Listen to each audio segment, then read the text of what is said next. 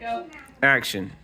Alright, so here Gus is inside for his practice bed. We have some craziness happening. This is a great time. If you remember yesterday, we talked about how we need to practice the crazy whenever we have time. Come here, coming!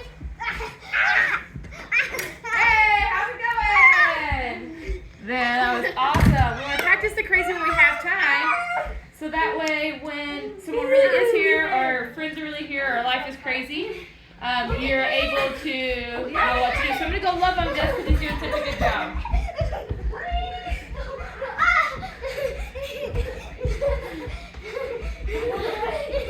So there you can see we got chaos happening, and he knows that he's doing such a good job over there, staying calm and relaxed.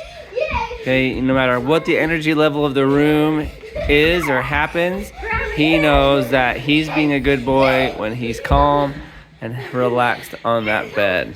I don't know, it's probably going to be naughty when I stop petting. Okay, but yeah, it's just like Jennifer said, as soon as she walks away, he might attempt to get up. There he went. So we're just going to remind him, like, no, pet doesn't mean be all done and walk away. But just because we love on you, we want you to continue doing what you were doing, not change what you were doing. Okay, he's up. There, he got up again. He's screaming. Oh, the door. There we go. Keep knocking, please. So when they knocked on the door, that's when he jumped up, the door and the screaming. So we're going to continue to knock until he puts his bum down. Keep knocking. I'm the tickle ones. So you can hear we're going to have him keep knocking. Okay, come in. There. So as soon as he sat down, the knocking was able to stop, and we let the kids come in that were knocking for us. Okay, so whatever it is that triggers him, we want to continue whatever that is until he sits and relaxes. Otherwise, he'll learn that, oh, he reacts, and then that whatever that is goes away, or whatever that is changes. Okay, and so we want that to stop.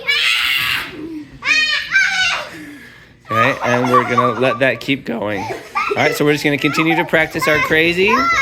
There we go. So we're going to practice in the doorknob again.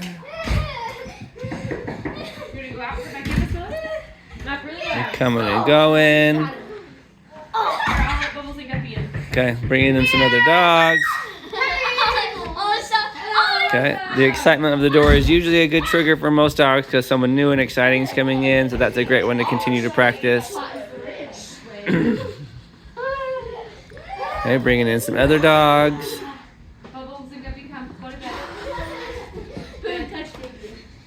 There they went to their space.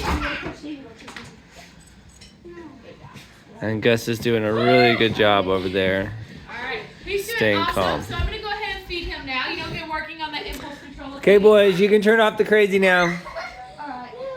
Go get ready for school, shoes and socks. Wait.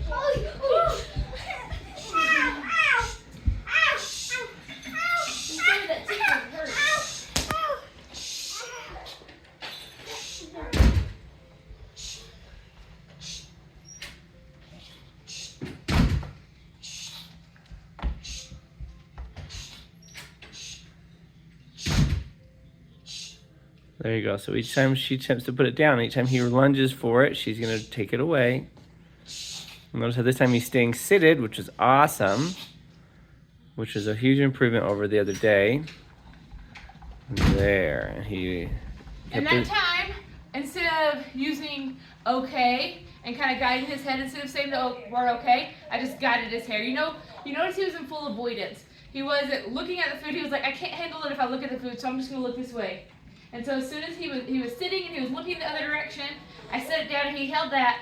I turned his head and said, didn't say anything. I just turned his head and then he was able to eat. So again, everything's going to kind of work off of that pressure.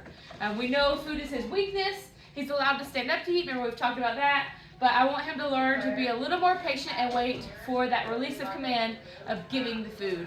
And then that can get longer and longer over time as you're practicing at home. And it will even get to where he can accept it, which means he'll be looking at it and looking at you, waiting for the release to eat the food. But that just takes more and more practice for him. Once he's done eating, I'll pick up the bowl.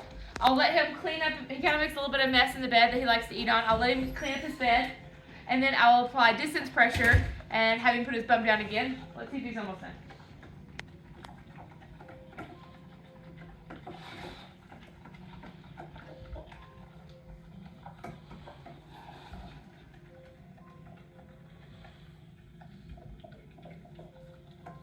No, he's still got a little bit, so it's good.